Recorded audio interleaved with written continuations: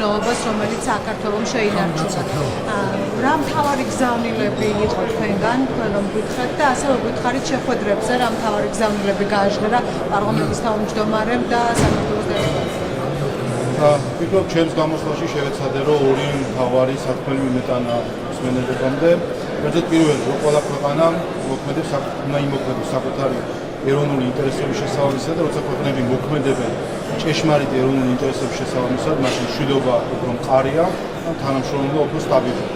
მეორე, ეროვნული ინტერესების შესაბამისად მოქმედებას დღესდღეობით მთავარ პრობლემას უქმნის საგარეო ჩარევა. ეს არის გარე ჩარევა, რომელიც ურევს სიტუაციას ქვეყნებში, რომელიც სვის ინტერესს ცდილობს წარმოაჩინოს სვის ინტერესი ამ ქვეყნის თუ ხალხის ინტერესად და ამოძრავოს და ამოქმედოს ხელისუფლებები არა საკუთარი ხალხის ინტერესების შესაბამისად, არამედ გარე პოლიტიკური ძალების შესაბამისად. და ასე მიღება სინამდვილეში ურთიერთობები ქვეყნებს შორის და აქტიურობა სტაბილურობა. ამიტომ ჩემი მოწოდება მონაწილეთა მიმართ იყო, რომ მნიშვნელოვანია გარე ჩარევებისგან თავდაცვა, ქვეყნის თავდაცვა აღარ ხდება მხოლოდ საზღვრებზე, ფიზიკურ საზღვრებთან, არამედ ქვეყანამ უნდა დაიცვას გარე ჩარევიდან თავი მის ინსტიტუტებში, საზოგადოებაზე გავლენის შემცირებით და ამისთვის საჭიროა სამართლებრივი ჩარჩო. ეს ჩარჩო ბევრ ქვეყანაში არსებობს, მათ შორის საქართველოშიც, თუმცა ვინაიდან არის ორმაგი სტანდარტები და ის რაც ერთგან მისაღები არის იუპიტერების ქვეყანაში, ხარების ქვეყანაში მიუღებელია ხოლმე ზოგიერთისთვის, ამიტომ მნიშვნელოვანია, რომ შეიქმნას ერთიანი საერთაშორისო ჩარჩო. გარე ჩარევებისგან თავდაცვის სამართლებრივი ჩარჩო, რომელზეც ყველა შეთანხმდება და ყველა იხელმძღვანელობს.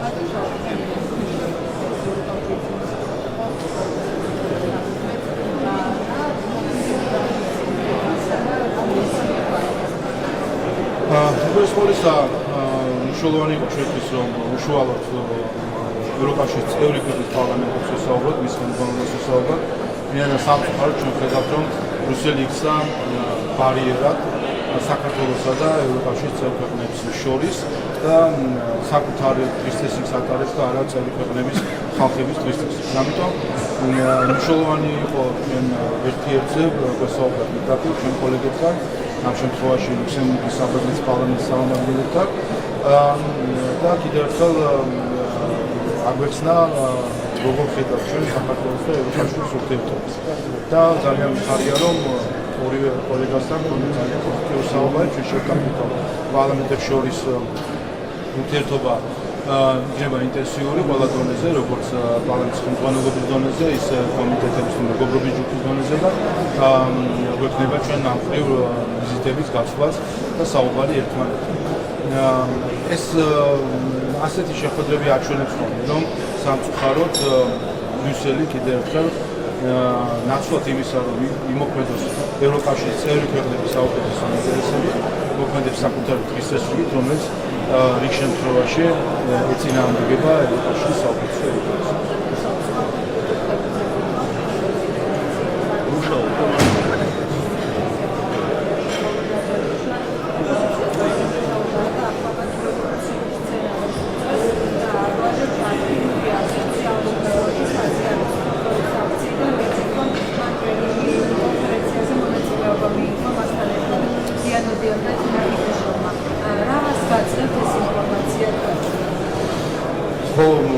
არის უკეთესი სიმართლე შეესაბამება და სამწუხაროდ გამოცდილება დასრულის ვაჩვენებს, რომ არ არის რეალობას მოწყვეტილი ხოლმე ასეთი შემთხვევები.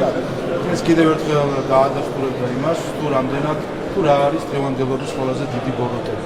ყველაზე დიდი ბოროტება ეს არის სუვერენიტეტის ჩუმი, არა თითქოს არა ძალადობრივი და ამავე დროს ყველაზე მზაკური ხელოვნება. როდესაც უცხო ცდილობს ხელი აფართოვოს სხვა ერის, სხვა საზოგადოების ცხოვრებაში. ამაზე დიდი ბოროტება დღესდღეობით რთულია წარმოვიდგინო, ვიდრე ის რომ ქვეყნები თუ ჯგუფები თუ ადამიანები სხვა ერების ცხოვრების არევას ცდილობენ. და სწორედ ამას ალბათ ეხმიანება მათ შორის დღეს კონფერენციაზე ჩემს გამოსვლას, რომ თავარი გამოწვევა დღეს მშვიდობის და სტაბილურობის მიმართ არის სწორედ გარე ჩარევა და ასეთი ჩარევები. რა თქმა უნდა, მეც პირადად დავინტერესდები ამ საკითხით. არ ვიცი ჩეხეთის შემთხვევაში იმის გათვალისწინებით, რომ ხელისუფლება შეიცვალა, მე იმედი მაქვს, რომ ახალი ხელისუფლება დაინტერესდება, არ ვიცი, ქართულ სახელმწიფო დაფინანსება, გასვლა რა ამის უკან, ყველაფერს ჩავყვებით დეტალურად. არავის არ მივცემ საშუალებას, რომ საკუთარი პერვერსული რევოლუციური გეგმები საქართველოში განახორციელოს. ყველა საკუთარ ქვეყანაში მოაწყოს რამდენი რევოლუციაც უნდა და გადატრიალება იმდენი. შეეშვა საქართველოს არევას, გვეყო ჩვენ წარსულში, რაც ურიეს გარედან ჩვენ სხვა ხალხის ცხოვრება და რაც დააზიანეს გარედან საქართველოს. ყველა რაც კი ზიანი მიგვიღია, სწორედ ასეთი არამკითხი მოამბეები საქართველოს შიდა საქმეებში ჩადიან.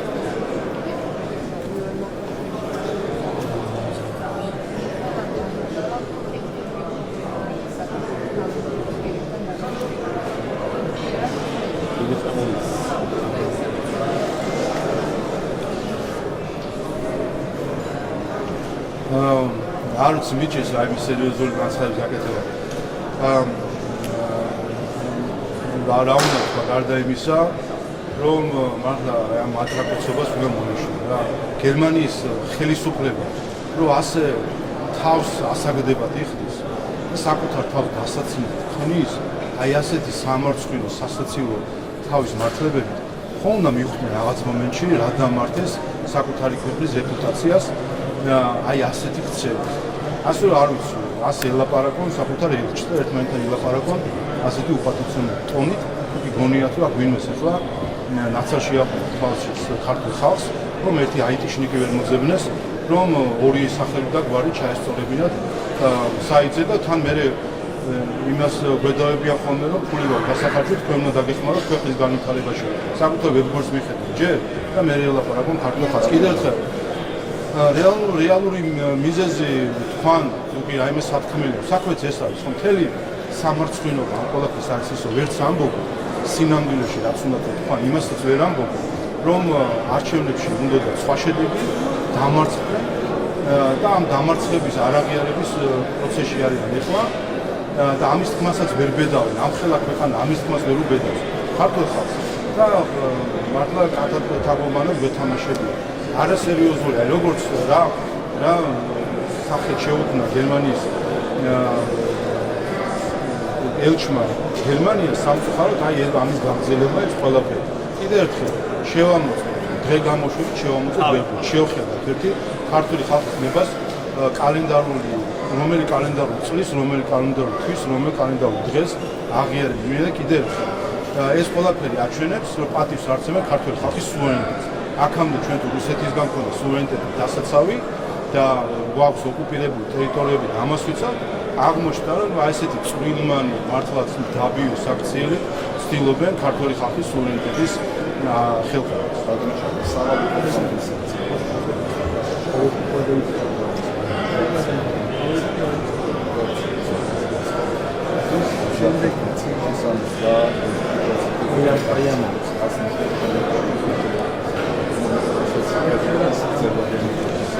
კიდევ ერთხელ ეს პროგნოზები, რომელიც შემდეგ შედეგები აჭარბებს, პროგნოზებს ესეც უკვე ტრადიციად ჩამოყალიბდა, არჩევნებს ერთმანეთს.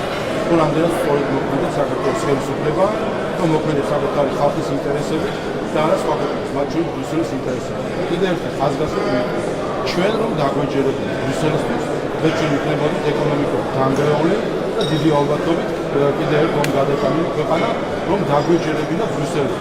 საბედნიეროდ ბრიუსელის და სხვა ზოგიერთი დედაქალაქის წარმომადგენლებს საქართველოს ხელისუფლებაში და კაბინეტებში არ დახვდნენ ბრიუსელის წინაშე სამხრეთში გონი ადამიანები, არამედ გაქვთ ისინი, რომლებიც იცავენ საკუთარი ერის ინტერესებს. და ეს არის ზუსტად შედეგი.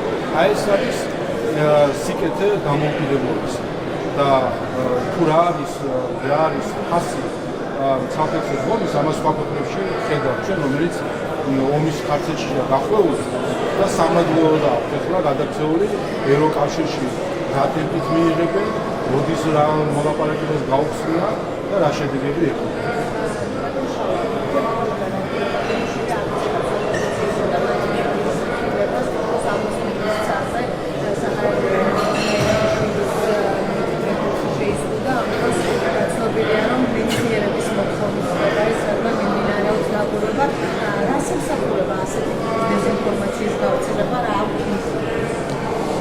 რა თქმა უნდა, ყველაფერი რაც დადებით ხდება საქართველოში, ამაზე თავდასხმა და არ დაშვება. ეს მთავარი მიზანი რაც არის.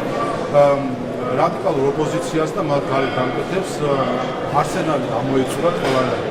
პოლიტიკური თემების არსენალი, სხვა მიმართულებით ყველანაირი თავდასხმის საბაბით სადესტა ყველგან დამარცხდნენ.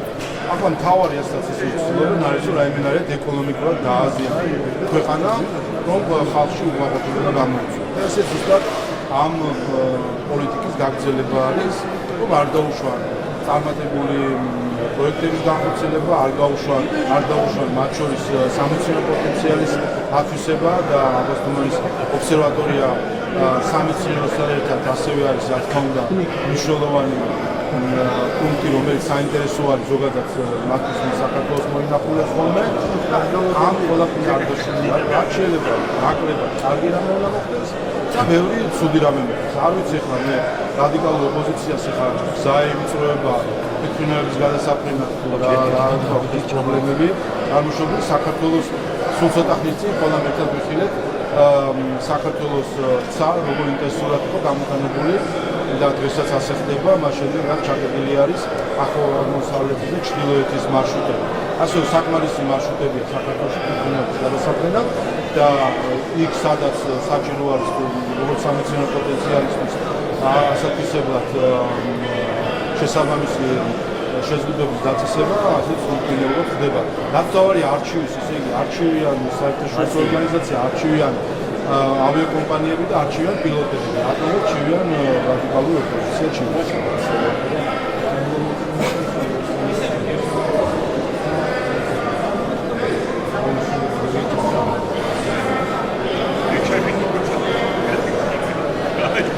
მე ვთქვი და კიდე აღნიშნავ, რომ რადიკალურ ოპოზიციას აქვს თავარი ფსიქოლოგიური პრობლემა გარკვეული პოლიტიკური სტატუს, რომ ისინი სხვისი ცხოვრებით ცხოვრობენ. შეხედავენ ვენესუელას და უნგრეთ ვენესუელობა, შეხედავენ უნგრეთს უნდა უნგრელობა, ნეპალს უნდა ნეპალელობა და თავარი არის ერთი რამ, არ უნდა ქართველობა.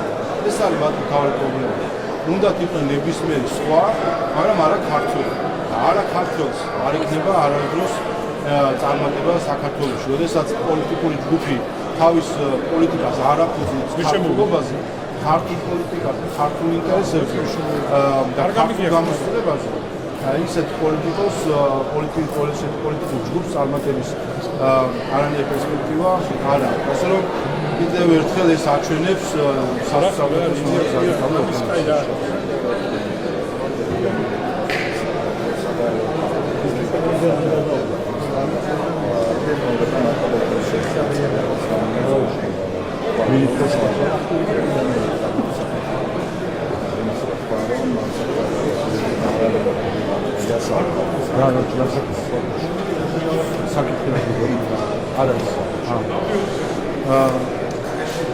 ну რაც შეიძლება საქართველოს როგორც კონსტიტუციურ ამოცანებს ჩამოყალიბებული არის და საკითხი არ არის ნეიტრალიტეტსა და არანეიტრალიტეტის შორის. საკითხი არის იმ გამოწვევაზე, რომელიც ჩვენზე დამოკიდებული არ არის. ჩვენ გარშემო რაც ხდება, ეს არ ხდება დეკლარაციებით, კონსტიტუციაში ჩანაწერებით და ამგვარი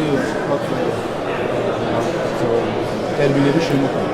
ამას უნდა ძმული პოლიტიკა, რომელიც არ იღებს კონფლიქტებს და არ იღებს სიცოცხლეს, რომელსაც ეს სამყარო გადის.